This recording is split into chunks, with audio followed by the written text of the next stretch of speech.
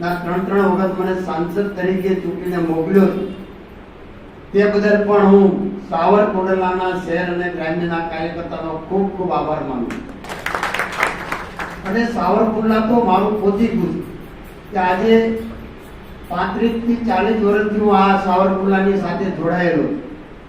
ત્યારે સાવરકુંડલાનો એક એક કાર્યકર્તા, સાવરકુંડલા શહેર હોય, સાવરકુંડલા ગ્રામ્ય હોય, તમામ કાર્યકર્તાઓ સાથે એક પારિવારિક અને એક પરિવારનો સંબંધ છે. ત્યારે સાવરકુંડલાના કાર્યકર્તાઓ માટે નહીં કે સમગ્ર અમરેલીના કાર્યકર્તાઓ માટે, બધાની માટે હજી પણ હું તમારી માટે ગમે ત્યારે રાતના 2 વાગે પણ તમારો ફોન હોય, તમારું કામ હોય તો તમારી માટે કાયમિક રીતે જોડાયેલો છું અને રહેવાનો છું. તમે કોઈ ચિંતા નહીં કરતા, તમે કોઈ પ્રકારની કોઈ ટેન્શન, કોઈ ચિંતા નહીં કરતા. ગમે તેવું કામ હશે તો રાતના 2 વાગે પણ તમારું કામ થશે થશે થશે.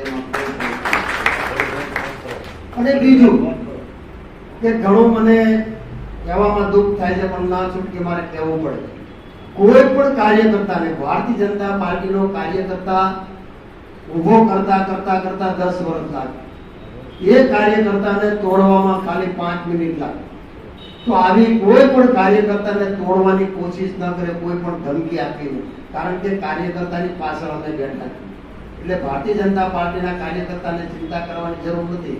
ઘણાને ધમકીઓ આપતા હતા, આમ નહીં કરો તો આમ કરી નાખશો, આમ નહીં કરો તો આમ કરી નાખશો, આમ નહીં કરો તો તમને આમ કરશું, તમને પોલીસ.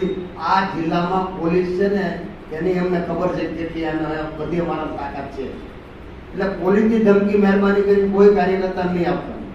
અને કોઈ પણ કાર્યકર્તાને, આપણે પાર્ટીના કાર્યકર્તાઓ છે, આપણે કોઈ ખોટું કામ નથી કરવાનું, ખોટું કામ આપણે કરવાનું પણ નથી.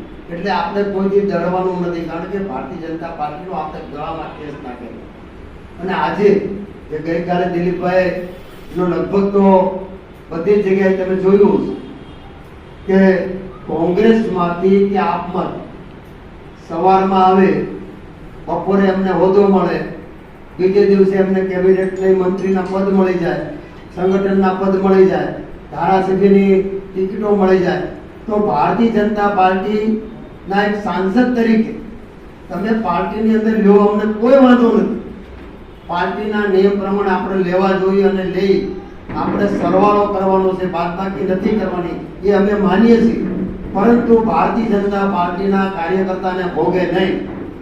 ભારતીય જનતા પાર્ટીનો કાર્યકર્તા 35 વર્ષથી ઘૂંઘટ પાથરતો હોય, ભારતીય જનતા પાર્ટીના ઝંડા લગાડતો હોય, ભારતીય જનતા પાર્ટીના નારા લગાડતો હોય, અને તમે કાલે સવારે લઈ આવો, એ તમે સ્ટેજ ઉપર બેસતો હોય અને ભારતીય જનતા પાર્ટીનો કાર્યકર્તા, સિનિયર કાર્યકર્તા હોય, એ સામે બેઠતો હોય, એ કેટલા અંશે વ્યાજબી છે.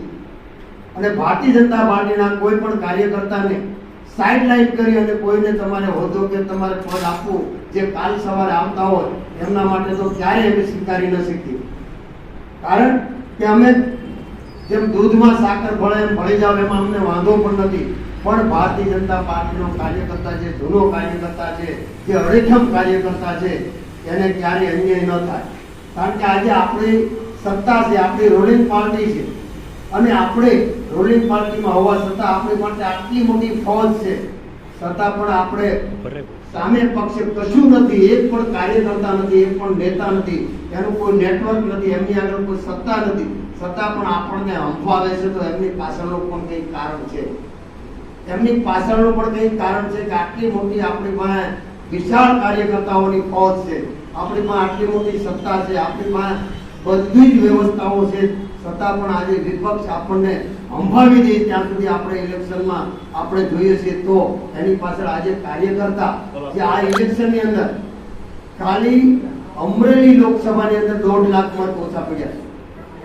અમરેલી લોકસભામાં 1.5 લાખ મત ઓછા પડ્યા છે. એનું કારણ છે કે મતદારોની નિરસતા, કાર્યકર્તાઓની ઉદાસીનતા, અને ઉદાસીનતા અને નિરસતા એટલા માટે કે આજે તમે જે કંઈ કરી રહ્યા છો એ પાર્ટીથી ખરેખર કાર્યકર્તાને નારાજ કરીને કરી રહ્યા છો. આજે આવડી મોટી ફોજ આપણી પાસે છે, ત્યારે આપણે 2019માં આપણી પાસે જિલ્લા પંચાયત નહોતી, એક પણ તાલુકા પંચાયત નહોતી, એક પણ નગરપાલિકા નહોતી, એક પણ ધારાસભ્ય નહોતો, છતાં પણ આપણે 2 લાખ કરતા વધારે મતથી જીત્યા હતા. 80,000 મત કોંગ્રેસના ધારાસભ્યોની લીડ કાપી અને આપણે 2 લાખ ને 1,000 જીત્યા હતા. તો આપણે 3 લાખ મતથી આપણે જીત્યા હતા. તો આજે આપણે આ પરિસ્થિતિ આપણી આવી છે, એની પાછળનું પણ કંઈક કારણ છે. સાહેબ, 3 વાર પાર્ટીએ મને ટિકિટ આપી, હું પાર્ટીનો આભારી છું, મને કોઈ રંજ નથી.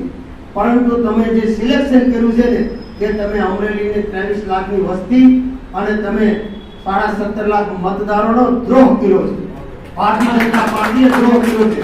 દિલીપ સંઘાણી હતા, મુકેશ સંઘાણી હતા, ડોક્ટર કાનાભાઈ સાહેબ હતા, બાબુભાઈ ઉંદાણ હતા, હિરેન હેરપરા હતા, કેશુભાઈ નાકરાણી હતા, કેટલા ભારતીય જનતા પાર્ટીમાં મજબૂત ચહેરાઓ હતા. તો તમારે સામાન્ય જે વાત ન કરી શકે, ગુજરાતીમાં પણ એક ઇન્ટરવ્યુ ના આપી શકે, જે બોલી ન શકે, એવી વ્યક્તિને તમે ટિકિટ આપીને ભારતીય જનતા પાર્ટીના કાર્યકર્તાને તમે દ્રોહ કર્યો છે, તેમાં મને કહેવામાં જરા પણ જેટલી શોખી નથી. અને આવનારા સમયમાં સમગ્ર જિલ્લાના કાર્યકર્તાનો હું અહીંથી મેસેજ આપું છું સાવરકુંડલાથી, કે તમારો નામચંદ નારાયણ કાછડિયા અત્યારે હજી પણ જીવે છે તમારી માટે, અને ભારતીય જનતા પાર્ટીના કાર્યકર્તા માટે છેલ્લા શ્વાસ સુધી હું લડી લેવાના છેલ્લા શ્વાસ સુધી. એટલે કોઈ કાર્યકર્તાએ મૂંઝાવાનું નથી, હું તમારી સાથે છું અને રહેવાનો છું. આટલી જ વાત કરવી છે. અને દિલીપભાઈ સંઘાણી જે આજે ઇફકોના મોટામાં મોટી વિચરણી જે સંસ્થા છે એના ચેરમેન બન્યા છે, એમના માટે આપણે સૌ સાથે મળી અને ફટાકડા ફોડી અને એમને ચેરમેન પદને આપણે આવકારીએ. આટલી જ વાત કરવી છે.